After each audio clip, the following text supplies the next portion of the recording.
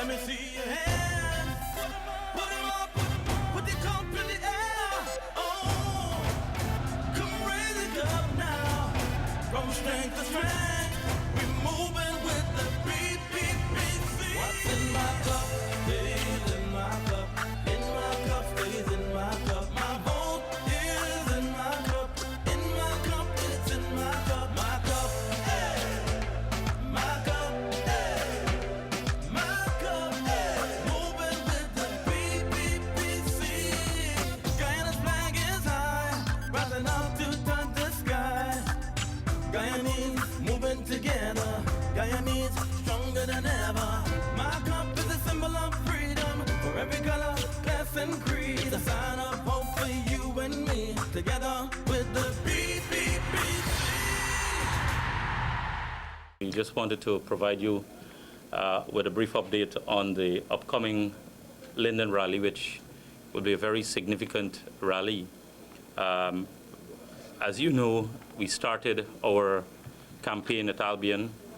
We had a very successful rally at Kitty for the people of Georgetown, and I must say we will be coming back to Georgetown and its environs, so the people of Georgetown will have a second bite in terms of participating in the campaign and being part of what it is the PPP Civic plans for the next 5 years and beyond.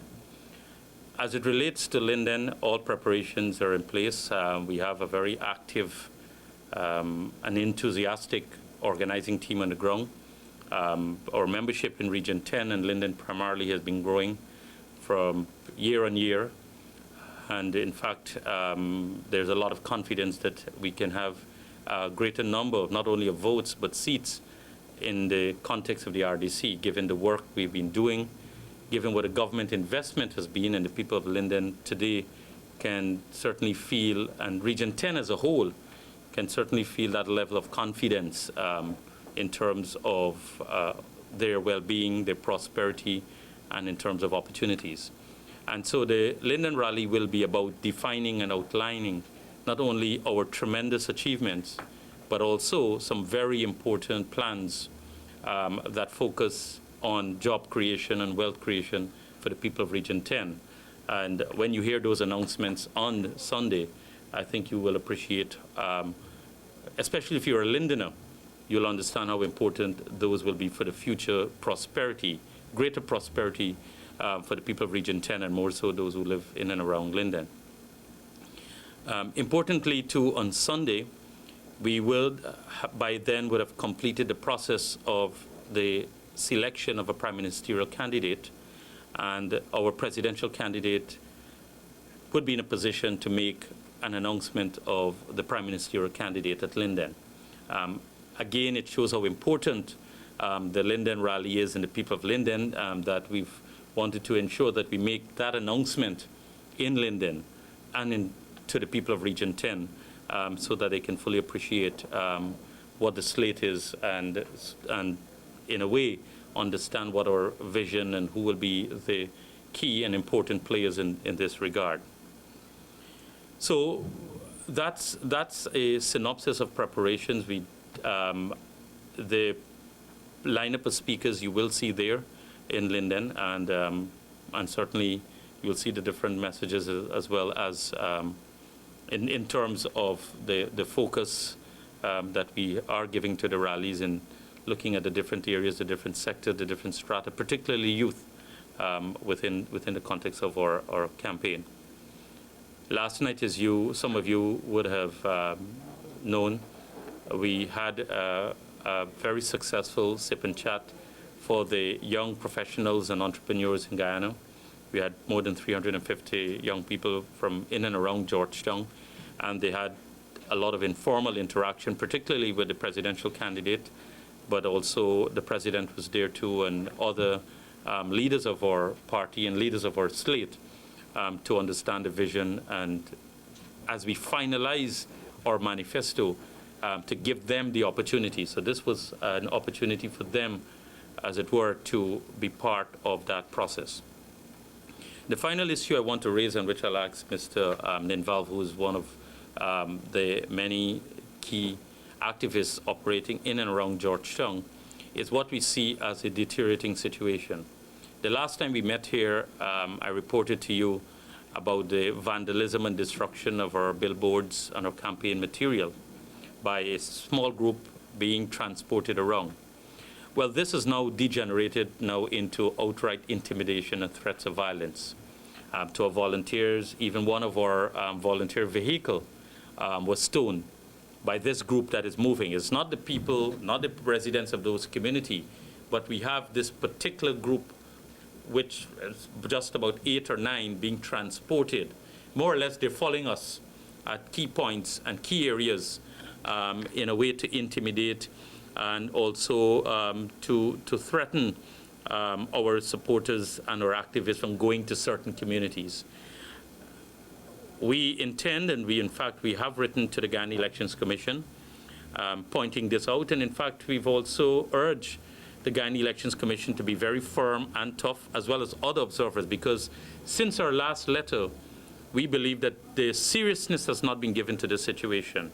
And if we do not nip it in the bud, the situation can get out of hand.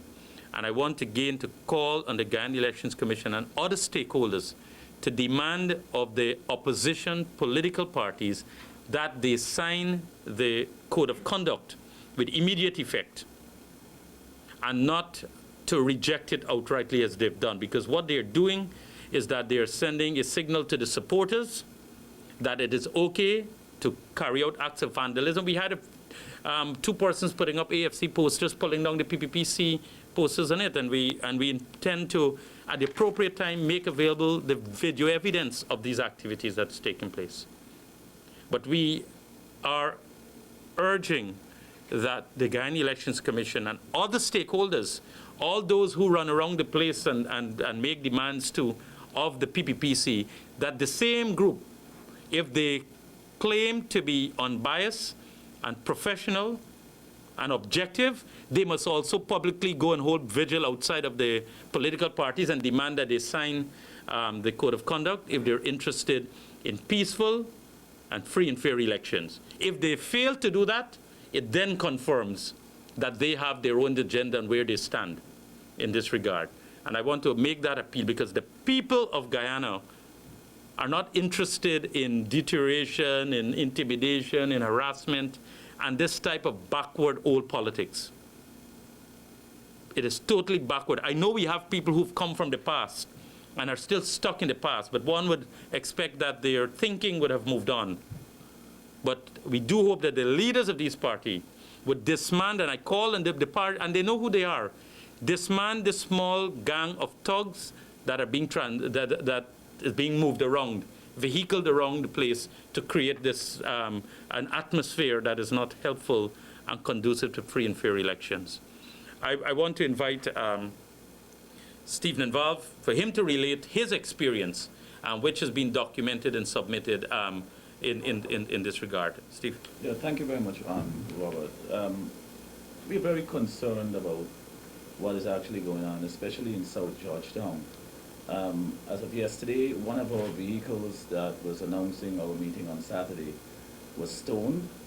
The day before, we had our volunteers intimidated, threatened, and the minibus that had transported them there, that was also stoned and was also hit by a small gang of persons.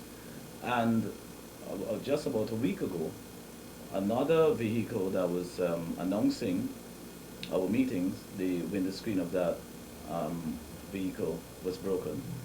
And I can give you the numbers of these vehicles. The one on Wednesday is a minibus, BLL 2183, that was driven by Mr. Rudolph Juman, and PLL 9450 and PMM 2484.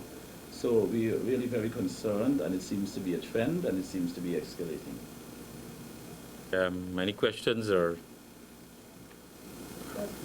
Neil Kaiturnius, could you say how the selection for your PM candidate is going? Did you have a block of candidates that you were considering and you were zeroing in on one? Is that how Come to Linden and you will learn more about the process as well as the output of the process. Could you give an indication, man, woman?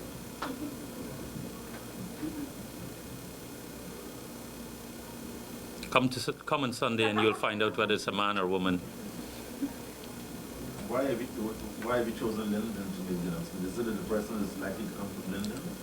Not necessarily. It's just that the process is coming to a point where they'll rally in Linden, and also the people of Linden are important enough to have a significant announcement. Is it going to be the current Prime Minister again? Come to Linden on Sunday at 5 o'clock, and you don't need to ask any questions. But if it's clear as day that it's not him, can you say that categorically? I will not be, I don't have the authority to discount or to, as it were, to add anyone. The presidential candidate will be doing so. But did he make himself available? I will not comment on any potential candidate or anyone who might have expressed an interest. Again, as I said, the process will be will be outlined and reported on by the presidential candidate when he speaks on Sunday. You talked about increasing support in Linden and Region 10. Could you put a number, percentage of that increase that you might have seen? If you look at our elections results, election upon election, that speaks for itself. And certainly after the 2011 election, and the trend has been going up from starting at 6% to close to 30% and rising. And we anticipate that will be a significant breakthrough again, because at the end of the day, the people of Linden know who they can trust. We saved the industry, the bauxite industry, from total collapse and closure. And we moved very quickly in terms of diversification. The results are there, the social services. And yes, I would agree, there's much more work to be done, as there's much more work to be done in every other part of our country. But we're very confident of our record, and that's why we have been able to attract and will continue to attract, as we've been doing across the country. 2006 was the first time any political party in Guyana was able to receive seats in all 10 regions, and the PPPC did that. You went to Linden and Region 10 at a time when criticism is still high about the government's handling of the bauxite industry, its investment. What criticism? Being made by whom? By the opposition party. What did they say? That, for example, that the government has not invested to the level comparatively with the sugar industry in the bauxite industry. Those criticisms are still high despite what you have said to counter that, meaning the government. How do you... Well, the same political parties who go to Linden and make that false and absurd, and in a way too, it has some ethnic overtone, would go to the sugar industry and say that the government is over-investing in bauxite and neglecting sugar and the other sectors. That is, the same group would say that too. But let me give you one fact, and the other speakers on Sunday will elaborate not only what we've done, but the plans for the future.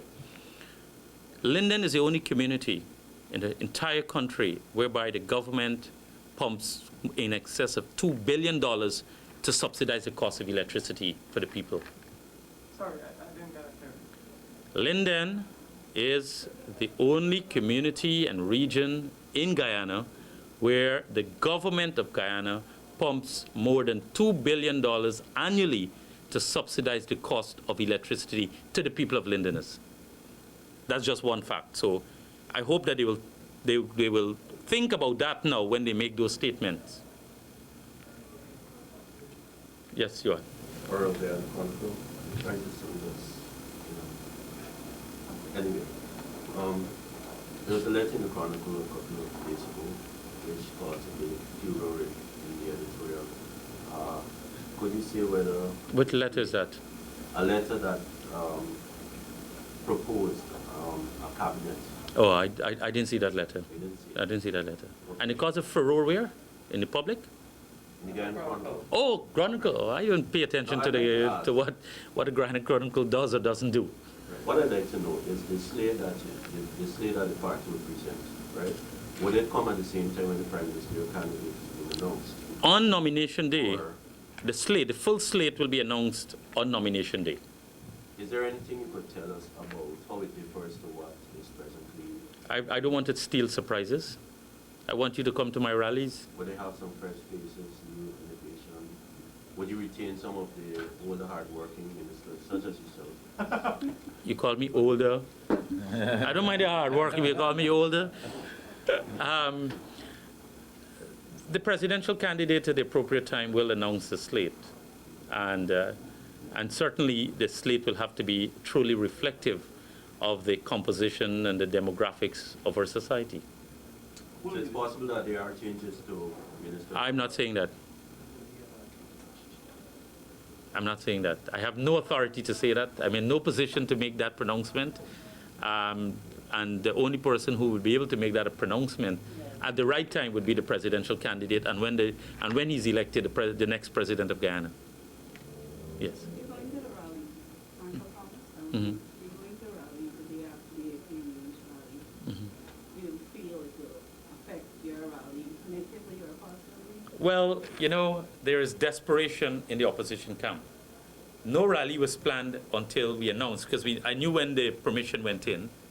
But further to that, this is not the first time. The last rally we had for the 2006 elections, at the same time, 1 mile away, they were having such a rally. And that did not stop the people from Linden to turn out in thousands. So them having it the day before, and also they're having one up by Blueberry Hill too on the Sunday itself. It shows the desperation, the panic, and they know what is happening on the ground. They know the groundswell of support at the PPPC. That is why they've resorted to this gang, because the people from the communities are not coming. They've the opposition resorted to this gang walking around the place and try to intimidate and threaten people. That is why they're doing that. So they're panicking. And we're not bothered by that. We're not bothered by that because we are assured of our support. They asked for permission to hold a public meeting right next door here. And tell me if this is not outright. In front of Freedom House, they've asked for permission, applied for permission to hold a public meeting. Tell me if this is not outright way of intimidation and antagonism. So they're panicking, they're desperate. And I do hope that the stakeholders are taking note so that they ensure that they temper their desperation. Do you want to give a sneak peek into what listeners should expect tomorrow? Because I want Londoners to come, I would want them to, and because I want Londoners to hear it for the first time, I would reserve saying anything on getting into the details. No, just an overview. You're not getting into details, but I think it would make good advertising too. Oh, you mean in terms of what the content of the program is?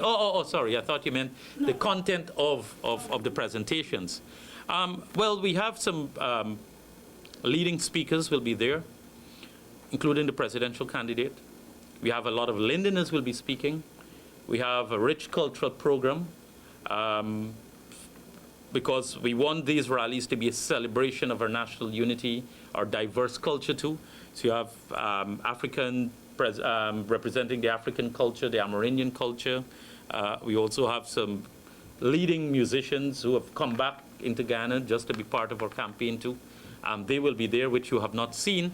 We're also utilizing the local talent from Linden in terms of having them rather than to take a band or so. We want to use the local talent. So it will be a blend of national, Linden, multicultural. It will be a rich experience in addition to the powerful and certainly the inspiring messages that one can expect from our robust and qualified speakers.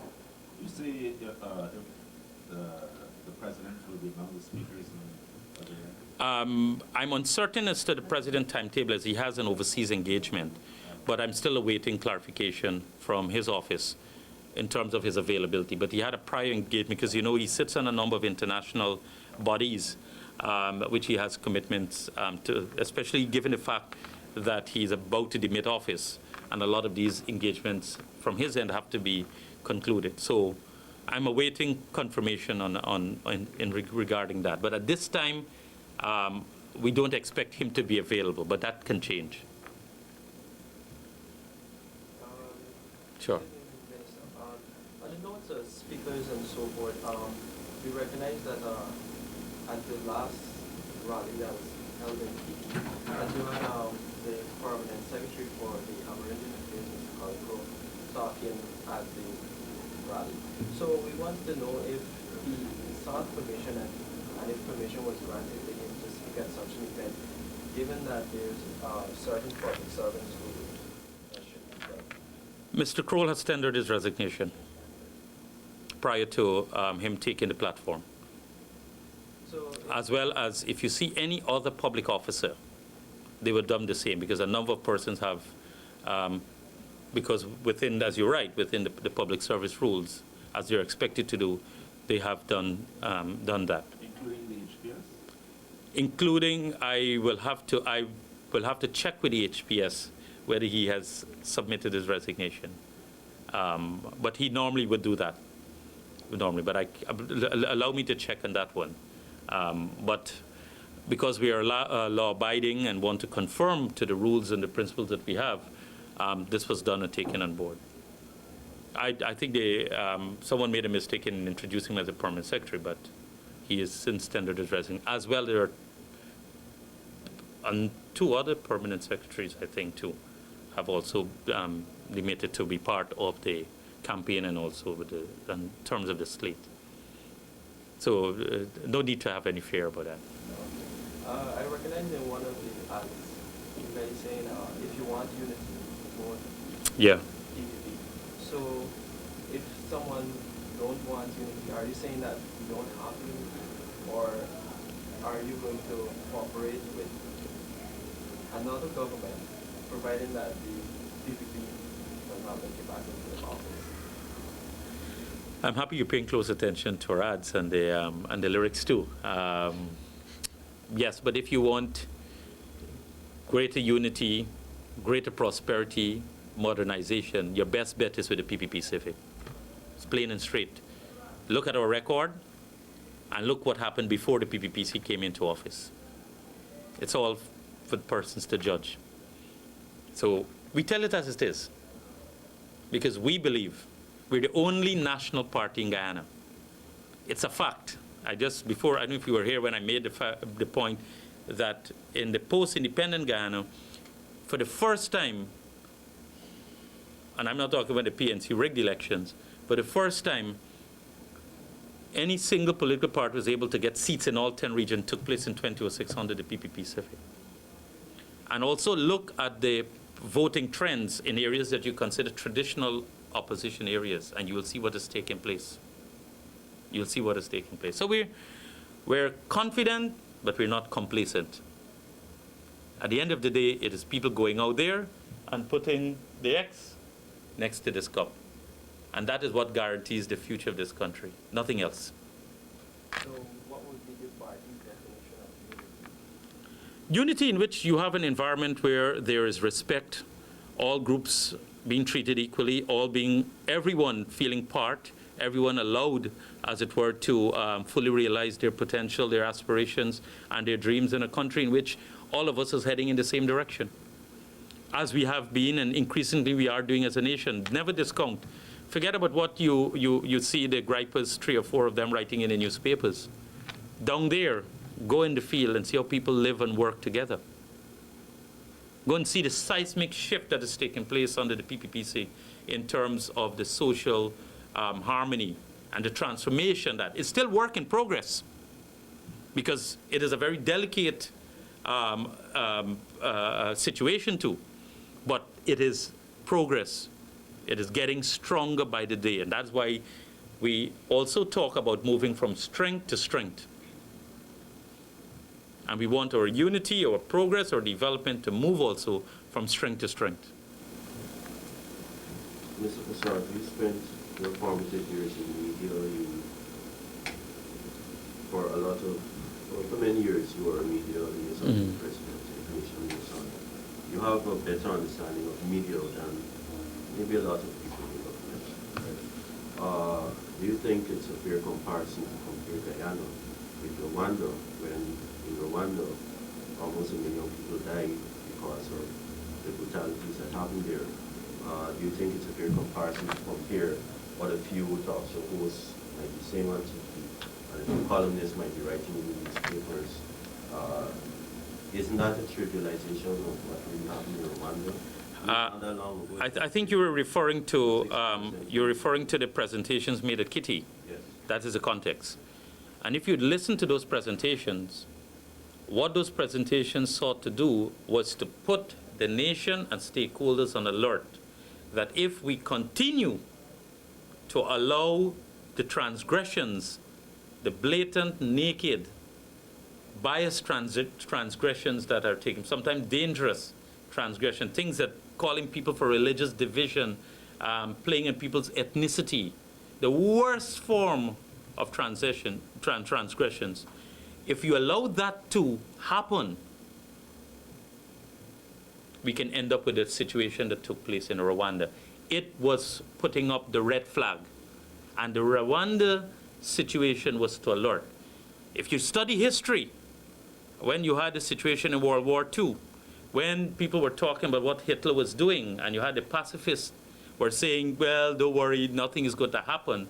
And then we end up with what happened to the Jews.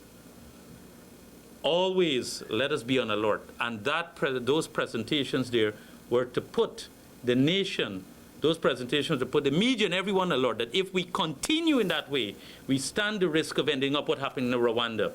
And why should we as a responsible government not put up the lights, the red lights, and say, hey, stop, take note, see what's going on here. We don't have to make this up. We don't have to say, well, we don't know what can happen. We knew what happened. And we knew what the ICC did. That's why you have journalists today in jail. You have generals today in jail. You have politicians today in jail. You have people in Kenya. You remember the post-election violence in Kenya? People from the media too were prosecuted by the ICC because of their contribution. Those were mere examples that if we allow the situation to deteriorate, this is what can happen. And thankfully today, the ICC looks at these activities. So persons who think that they can whip up and all of that, they better take note. And that is what the speakers at the Kitty Rally were saying. Please do not let us go down in that road. You can you can have a different view, you can be partisan, but you don't have to be disruptive. You don't have to be calling violence and division and hatred. You don't need that. Civilized politics is not like that. We've gone past Ghana, we've emerged from that. The young people, particularly this generation, not interested in what I would call that total crap, that junk politics. Although, we see persons may attempt to do that. And I want to urge my colleagues in the media to take note and not to be misguided and not to become pawn of anyone's agenda. But can some media houses be accused of the same thing on the government side? I mean, take a look at what the media monitoring units and what If you point me to any media house that has called for racial or ethnic division, that has called for religious division and animosity, that has been in a high drive, overdrive, rumor-mongering situation, I will stand before you and condemn those and make the same remarks that I've made about those who the evidence is there that engage in those transgressions. You provide me. MMU, I've never seen MMU said, other than what we've identified, that what you talk. They've talked about content reporting. They've talked about space and how coverage is given. They have not pointed out those transgressions. Bring it to me, you bring the evidence, and I will come here or go from the highest mountaintop and condemn them.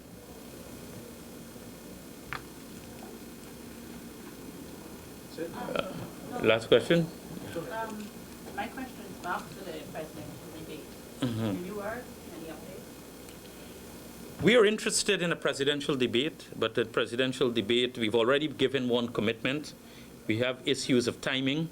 Also, the time. We are doing every single day 60 public meetings. You have to send your leaders out, or the presidential candidate, even the president himself, going out. Sometimes I have difficulty even finding, when we try to get a meeting to discuss strategies and issues, because people are out there working, different parts of the country. We're a big country, you know that. You live in Guyana. You have to cover all 10 regions. So it is fitting that into our schedule, but we've given a clear commitment to the University of Guyana that once we have that suitable date, we will be proceeding. With regard to Morandai invitation, sorry. I'm not talking to you. Back to the University of Guyana. I queried from the University of Guyana, and I was told that it isn't a debate, but it's actually a forum for presidential candidates to platform their respective parties. So there will be no debate. Well, it depends. It's a matter of semantics. It's a matter of semantics. What is a debate? What is a debate? It's a matter of, you look more at the substance rather than the format. When we talk about debate, we're probably thinking what we see in America, what the Republicans probably are currently doing in their primary. But it's, at the end of the day, it's the content that matters. It is an exchange of ideas, the opportunity to rebut, the opportunity before an audience to project one's view, and all the candidates sitting together. Whatever you call it, for me, it's a debate. It's a debate. There's no universal description of what is a candidate debate or not. But I think the Guyanese public would... When last you think we had such a debate in Guyana? I don't live in Guyana. Oh, yeah, why? Since 1992. So it's also a culture of debates not being a prominent feature of our campaign. The first debate we've had and the last one took place between Dr. Chedi Jagan and Mr. Desmond Hoy. God bless their souls. So you don't want one this year? I thought I just said that we're interested in a presidential debate, Oh. and we've already given commitment to one. I'm not sure whether with time or because we have a very hectic campaign, and we take our interaction with the Guyanese people very seriously. We don't do like what many do, campaign on TV, or work with their friends in the media and get media spaces and do their campaign via that. We go, we touch flesh, and we beat the bush. Isn't it some people believe that the PPP has been evasive from debates because you don't want your candidate to be exposed?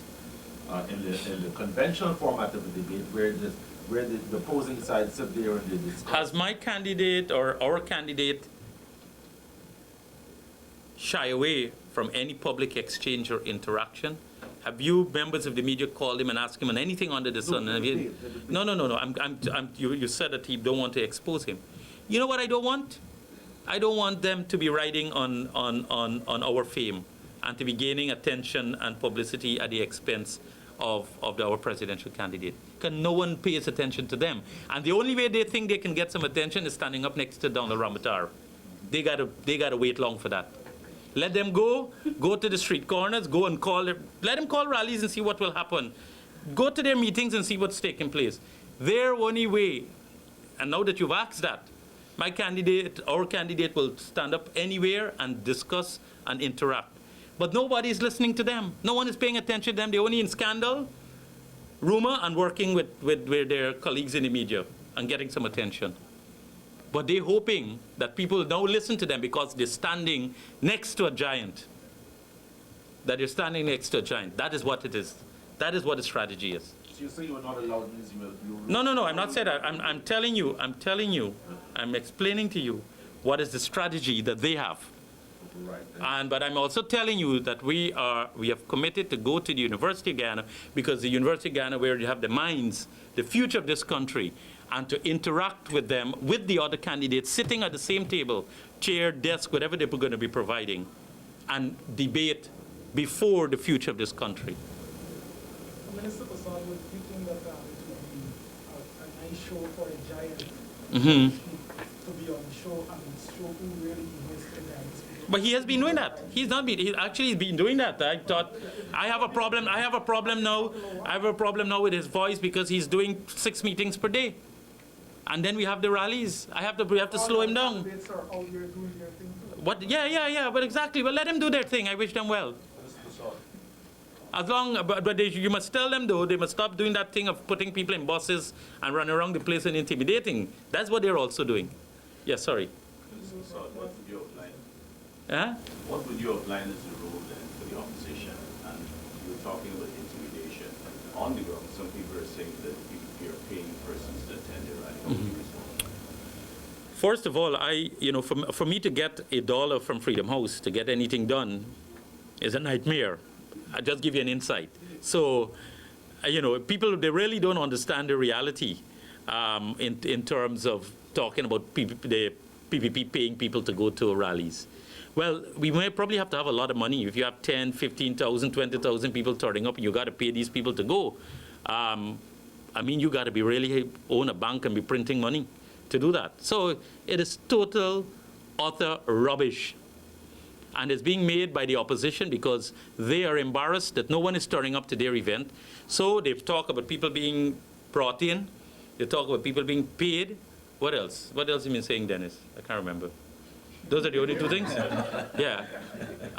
So they've been making those claims to excuse the poor turnout at their own meetings. Let them talk. And as we said, let them watch us too. How do you, I asked another question. Sure. I missed the second question. First one I'd ask you, what then would you outline should be the role for any opposition or for the opposition then? In terms of our current election season, Generally in the context, and maybe even now. I think any democracy requires a very vibrant and active opposition because you need to keep government in line. It helps accountability and it helps also government to perform better. I think there is always the role, but also opposition must also be constructive. I must put the country's interests at heart in their work. But I always believe in a very strong and vibrant opposition because any government, if you don't have an opposition, that's why dictatorships can't crumble. That's why you see what's taking place in the Middle East. There's no freshness, there's no idea, there's no commitment and all the other problems. It's not lasting. That is why we could last for 19 years, and then we will last for perhaps a very long period after because of the opposition to having a very vibrant opposition. It allows us to be always in touch, always responsive. So it perpetuates for us. An opposition perpetuates, an active opposition perpetuates a good, sound, transparent PPPC government.